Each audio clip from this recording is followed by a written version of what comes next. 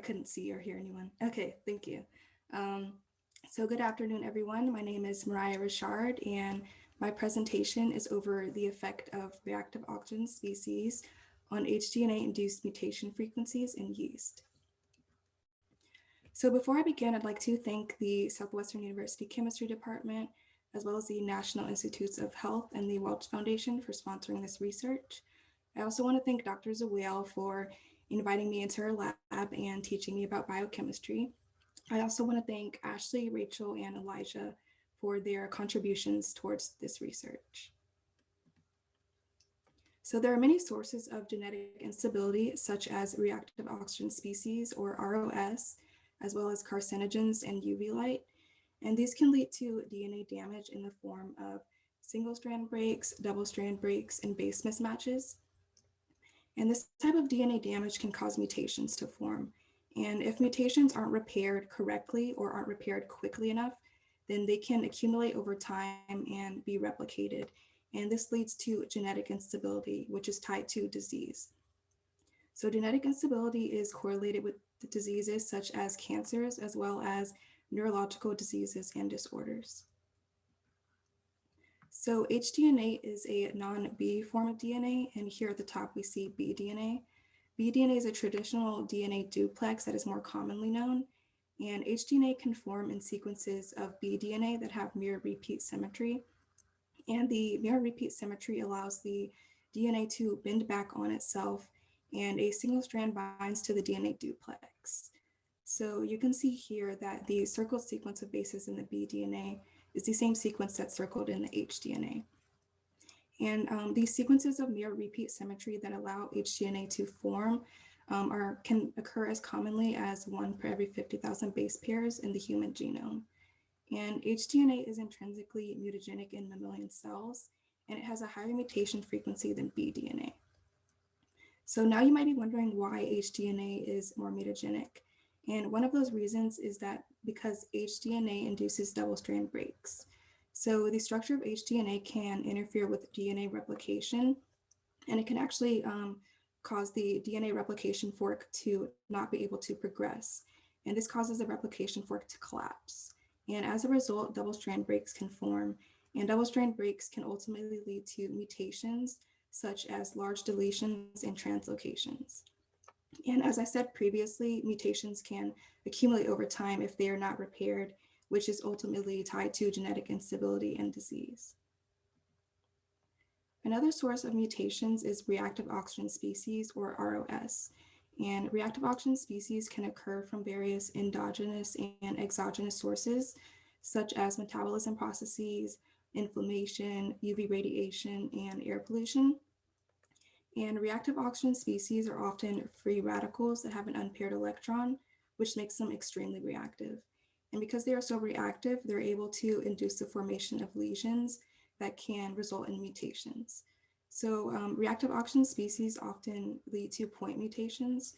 So we have an example here of a point mutation occurring.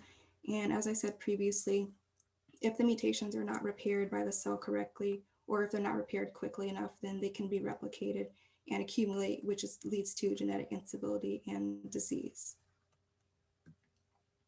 So previous studies have showed that HDNA leads to an increased mutation frequency in comparison to bDNA. And what we wanted to do was not only look at HDNA, but also look at the impact of reactive oxygen species on HDNA and determine how that would impact the mutation frequency. So our overall question was, how does ROS affect mutation frequency in HDNA?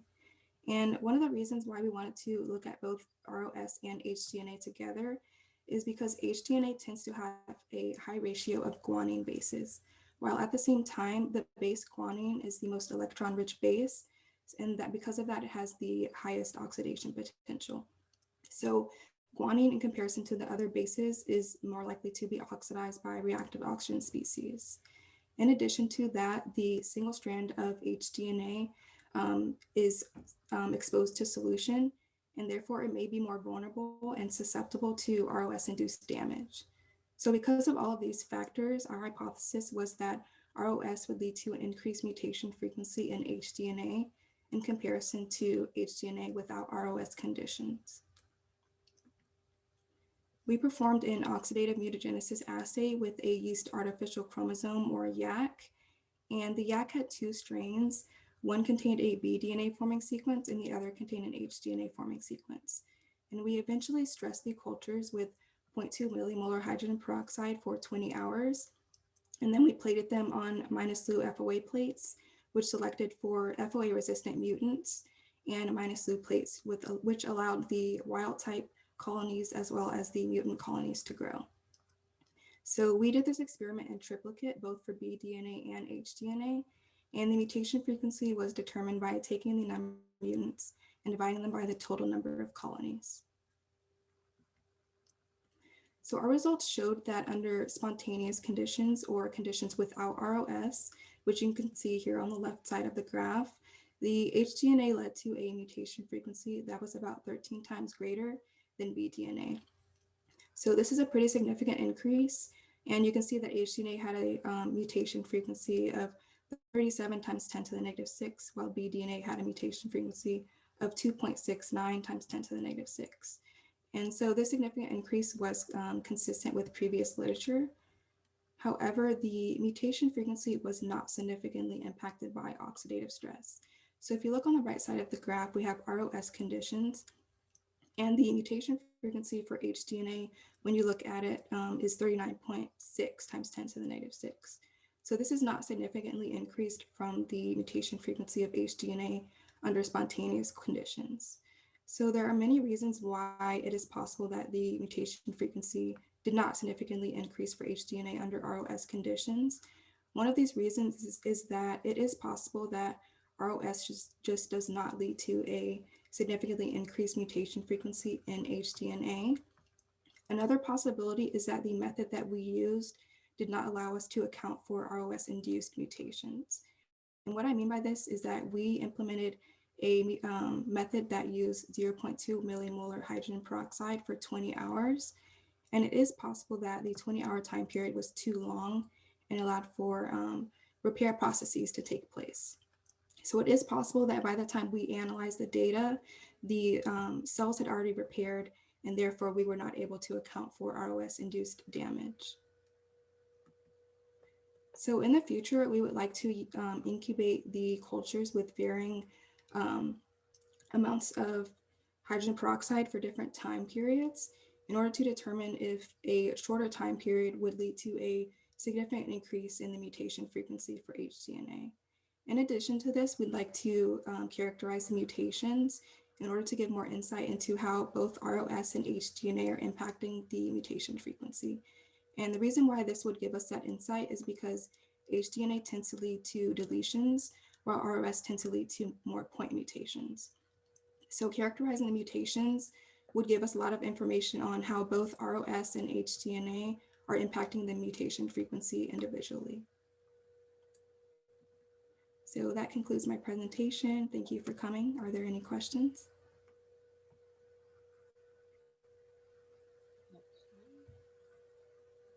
Very good, Mariah. Thank you.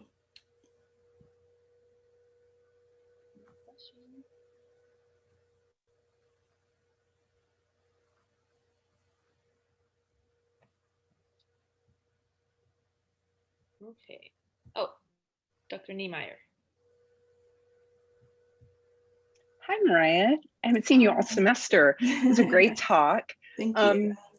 So I wonder if we could go back to that slide where you were talking about significant versus non-significant differences. Yes. Yeah. So are there error bars on those graphs? Like I'm wondering,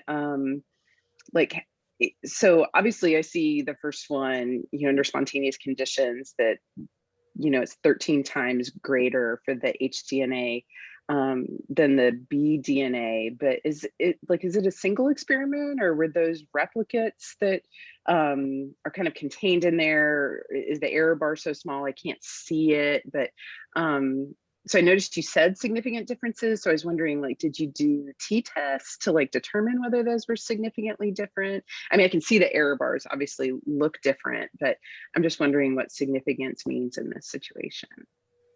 Yes, so the experiments were done in triplicate, and we're replicated. And as far as significance, yes, so t-tests were done in order to determine significance, I believe. And unfortunately, so over this past year, I was going to continue this research, and due to COVID, I wasn't able to. So I was hoping to get even more results, but sadly, I was not able to do that.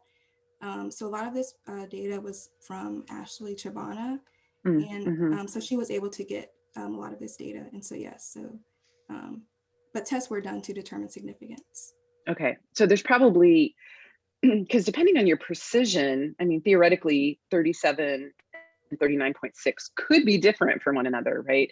I mean, you can see they're close, right? But if you had pretty high precision on the measurements, you could imagine that they would be significantly different from one another if your error bars are really small. So one thing that might be nice is to kind of see what those error bars are. And I just, to maybe touch on that a little bit more, did you say are the B DNA, were they also statistically the same results between the spontaneous and the ROS conditions? So the B DNA did lead to a difference, but the H-DNA did not. So our hypothesis was more towards looking at like the H-DNA. So that's why I talked about that a little bit more, because we did hypothesize that there would be a significant increase within the H-DNA, but there was not based on our results. Okay. All right, thank you. Yes. Dr. G. Mariah, can I ask a quick question? Enjoyed your talk quite a bit. Nothing like genomic instability to get you going. This 20-hour incubation in the peroxide, is that normal? Is that what you see in the literature? That seems like a really long time. Yeah, so we did base it off of like previous studies. And yeah, so that's why we choose the 20 hours. And I believe that varying concentrations were used. So we used 0.2 and also 2, but 0.2 gave us better results. And so in the future, we were going to also change the amount of time that we did, but we were not able to do that yet. So that's definitely something that we wanted to look at in the future. Okay, thank you. Yes, thank you. Let's see, Dr. G. Mariah, a great talk. It's Thank also you. nice to see you. It seems so long since I've seen a lot of the seniors this year, which is so sad. So I'm wondering about kind of the process of oxidative stress. So thinking about like the structure of DNA, what exactly is the hydrogen peroxide doing to maybe the base pairs on the DNA that's causing it to essentially develop mutations? Yeah, so what it's doing is, for example, to guanine, it oxidizes guanine to create 8-oxoguanine. And as a result, guanine usually base pairs with cytosine, but 8-oxoguanine is going to base pair with adenine. And so what this does is it creates a G to T transversion. So that's like one example in which like ROS is causing a point mutation because it's creating a G to T transversion. So because of the oxidation on guanine, it's causing this transversion to occur. Excellent, thank you. Okay, any other question? I think Dr. Delano has one question. Yeah, hi Mariah, great talk. Yeah. So for the oxidation of guanine to 8-oxoguanine, I know you were focusing on H-DNA, but is this also very common in other regions of high guanine, like in say CPG islands? Would you see high regions of transversion mutations there? I would think that because guanine does have a high oxidation potential, that it would be more likely to be oxidized by ROS and other forms of DNA and other species too. So I would think so, yes, that it probably would have a higher oxidation potential just because it is the most electron-rich base. Okay, good. And then I actually had a related question. It's similar to what Dr. Wiggand asked Rachel, but since you guys were working on similar things, for your mutation frequencies, you were measuring it by colonies that survived on, or I guess died on those Ura plates. Is that? So we were using, so I can go back. So we were using -2 FOA plates, and basically on the -2 FOA plates, only the mutants would grow because the FOA is basically toxic to non-mutants. So the mutants were able to essentially develop resistance to FOA. Okay, and what's the mechanism for that again? So the yeast artificial chromosome has a gene called URA3, and this gene basically codes for an enzyme that turns FOA into a form of FOA that is called, what is it, fluorouracil? And fluorouracil is toxic to yeast cells. Okay. Yeah, very ingenious technique. But I was wondering, so it's not all missense mutations, not all transition or transversion mutations would necessarily kill activity of an enzyme. So I was wondering if you were thinking, if you ever thought about, like the deletion mutations, the frame shift mutations, most likely they will kill activity of the enzyme. But I was wondering if you thought about any of those enzymes that bypassed or that weren't fully made or fully, killed by mutations. If any mutations still got through but just weren't being picked up by this assay. Is that something you've thought about, or is it you're just? So your question is about whether other. I'm not sure. Sorry, can you? Right. So like when you were comparing bDNA versus H-DNA mutations, I think you were saying from later part of your slides, some of them have a high propensity towards deletions, whereas other ones were propensity towards missense, transversions. Oh, And so I'm just wondering if this assay is equally, if it will equally detect both types of mutations. Yeah, so so this assay should detect both mutations. We just didn't really characterize, or at least in my experiment, I didn't characterize mutations yet, but that was basically the next step, was to characterize them. But the experiment was done like taking all that into account, and it was actually modeled based on previous experiments. So we used the same like yeast artificial chromosomes that were able to implement a similar method with for our experiment. Okay, great. Thank you so much.